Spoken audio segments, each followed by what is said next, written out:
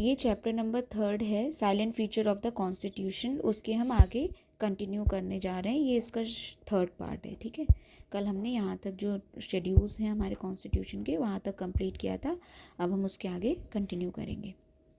इसमें सबसे पहला टॉपिक दे रखा है क्या, order of the precedence Republic of India. मतलब इसमें कहा गया है कि कौन किस तरीके के ऑर्डर पे है, मतलब जो जिनकी पोस्ट वाइज जो ऑर्डर है ना, वो उसके बारे में यहाँ पे बताया गया है। Order of precedence is a protocol list maintain by the ministry of home affairs. ये जो है एक तरीके से प्रोटोकॉल लिस्ट होती है जो कि बनाई जाती है, कि मेंटेन की जाती है किसके द्वारा, मिनिस्ट्री ऑफ होम अफेयर्स।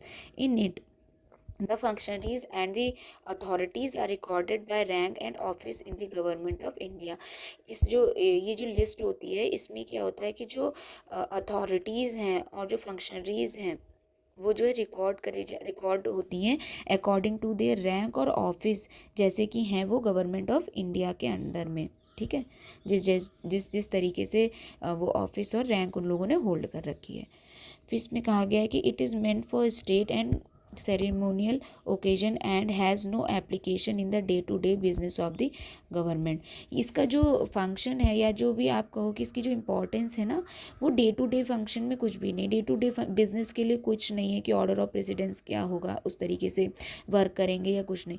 लेकिन ये जब जब सेरेमोनियल ओकेजन्स वगैरह होते हैं, जैसे कोई स्पेशल ओकेजन हो गया, तो वहाँ पर जो है इन सब ऐसे मतलब प्रेसिडेंस, ऑर्डर ऑफ प्रेसिडेंस की इम्पोर्टेंस पता चलती है। तो जो मोस्ट इम्पॉर्टेंट डिग्नेटरीज हैं उनके ऑर्डर ऑफ प्रेसिडेंस क्या क्या हैं, चलिए देखते हैं। सबसे पहले है प्रेसिडेंट।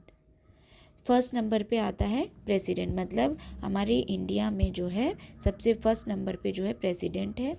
उसके बाद जो है फिर वाइस प्रेसिडेंट हैं, फिर प्राइम मिनिस्टर हैं, फिर governors of the state with their respective state, with in their respective state. मतलब कि यहाँ पे कहने का मतलब है, जैसे आपने कभी रिपब्लिक डे की अगर परेड देखी हो तो उसमें क्या होता है, जो हमारे प्रेसिडेंट होते हैं ना वो सबसे ऊंची वाली चेयर पे बैठते हैं, उनकी अथॉरिटी इन सबसे ऊपर होती है। उसके बाद जो है फिर वाइस प्रेसिडेंट का नंबर आता है। इसी तरीके से ये ऑर्डर जो है, तो मतलब ये इन मतलब वैसा कुछ नहीं है कि वो उनको एक हाई पोजीशन मिली हुई है तो बाकी सबकी रिस्पेक्ट नहीं हो रही, ऐसा कुछ नहीं। बस देखो ये है कि कॉन्स्टिट्यूशन के हिसाब से जो है जो एक गरिमा बनी हुई है पद की, तो ये उस तरीके से कि सम्मान का पद है, वो उस तरीके से देखा जाता है, ठीक है। यहाँ पे ये ऊंच नीच वाला नहीं है। तो पहले प्रेसिडेंट है, फिर वाइस प्रेसिडेंट है, फिर प्राइम मिनिस्टर है, फिर गवर्नर्स हैं, जो अपने अपने स्टेट में जो गवर्नर्स हैं वो हैं, फिर फॉर्मर प्रेसिडेंट्स वगैरह जो होते हैं, जैसे कि अभी जो हैं अभी हमारे प्रेसिडेंट हैं वो द्रौपदी मुर्मू जी हैं। लेकिन इससे पहले जो प्रेसिडेंट थे या उनसे पहले जो प्रेसिडेंट थे, तो उनकी भी मतलब ये नहीं है कि वैल्यू कम हो गई है अगर वो अब प्रेसिडेंट नहीं है, तो उनका नंबर जो आता है वो 5वें नंबर पर आता है, जो रिटायर्ड प्रेसिडेंट है एक तरीके से। फिर है कि 5A पे आता है डिप्टी प्राइम मिनिस्टर्स जो होते हैं, जो चूज़ किए जाते हैं डिप्टी प्राइम मिनिस्टर्स स्टेट के, वो सॉरी कंट्री के। फिर आता है 6 पे चीफ जस्टिस ऑफ इंडिया है, और इसी के इक्वल जो है स्पीकर ऑफ लोकसभा।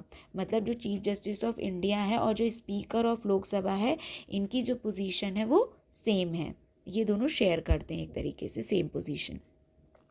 फिर 7 पर है कैबिनेट मिनिस्टर्स ऑफ यूनियन, जो जितने भी कैबिनेट मिनिस्टर हैं, जैसे जो कैबिनेट में शामिल होते हैं, जैसे होम मिनिस्टर हो गए, फाइनेंस मिनिस्टर हो गए, डिफेंस मिनिस्टर हो गए, एक्सटर्नल मिनिस्टर्स हो गए, तो ये सब जो इम्पॉर्टेंट जो कैबिनेट मिनिस्टर्स होते हैं टोटल जितने भी होते हैं, तो वो जो है 7 नंबर पे आते हैं। और उसके बाद जो है chief ministers of state with in their respective state, ये और vice chairperson of NITI Aayog, former prime ministers, leader of opposition in Rajya Sabha and Lok Sabha, तो ये सब जो है 7 नंबर पर आते हैं।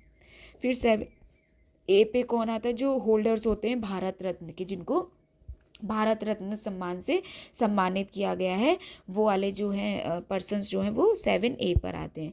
फिर 8 पर आते हैं ambassadors, extra ordinary and plenipotentiary and high commissioners of commonwealth countries accredited to India, chief ministers of state outside their respective states, governor of states outside their respective state. अच्छा यहाँ पे देखना एक चीज़, यहाँ पे जो 4th नंबर पर governor है वो with in their respective state है, कि मतलब जब उनके स्टेट की कोई फंक्शन हो रहा है या उनके स्टेट का कोई सेरेमोनियल ओकेजन है तो वहाँ पर, अब जब अगर वो अपने स्टेट से दूसरे स्टेट में जाते हैं तो भाई जैसे कि अब यूपी का कोई गवर्नर है वो एमपी में गया है कुछ फंक्शन वगैरह अटेंड करने, जो भी है कोई ऐसे सेरेमोनियल सेरेमनी में, तो वहाँ पर जो है पहले उनका जो गवर्नर है भाई उसका प्रेसिडेंस रहेगा ऊपर, इनका नंबर जो है ये 8वें नंबर पर आएगा।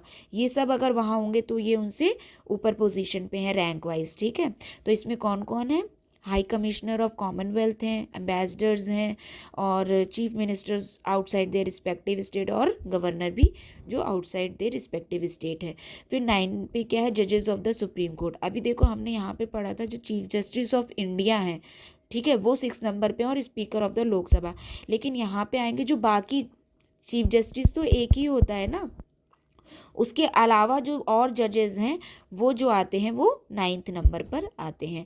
फिर 9A पे कौन आता है, chairperson of union public service commission, chief election commissioner, comptroller and auditor general of India. तो ये सब जो है 9th नंबर पर आते हैं, ठीक है। फिर 10th नंबर पे कौन आता है, डिप्टी चेयरमैन ऑफ राज्यसभा होते हैं, deputy chief minister of state होते हैं, डिप्टी स्पीकर ऑफ लोकसभा होते हैं, member of the NITI Aayog होते हैं, minister of state end of the union होते हैं, अटॉर्नी जनरल ऑफ इंडिया होते हैं, सॉरी, तो ये सब जो है 10 नंबर पे आते हैं। अब बात है 11 नंबर पे, तो 11 नंबर पर जो है वो अटॉर्नी जनरल ऑफ इंडिया होते हैं, कैबिनेट सेक्रेटरी होते हैं, lieutenant governor with in their respective union territories होते हैं, ये सब 11 नंबर पर आते हैं। तो इस तरीके से ये ऑर्डर ऑफ प्रेसिडेंस है, आपको ये नॉर्मली पता होना चाहिए एक तरीके से कौन किस पोजीशन पे है। वैसे तो इसकी ज़रूरत नहीं पड़ती, मगर अगर कुछ मान लो कि एग्ज़ाम में ही लगाने को आ गया कि जो इस तरीके का यह स्टेटमेंट आ गया कि जो गवर्नर हैं, ठीक है, जो डिप्टी प्राइम मिनिस्टर हैं उनकी जो ऑर्डर ऑफ प्रेसिडेंस है वो गवर्नर से ऊपर है, या ये दोनों शेयर करते हैं, तो इस तरीके का अगर आ गया तो फिर आपको पता होना चाहिए कि भाई ऑर्डर ऑफ प्रेसिडेंस क्या है। फिर इसमें नेक्स्ट जो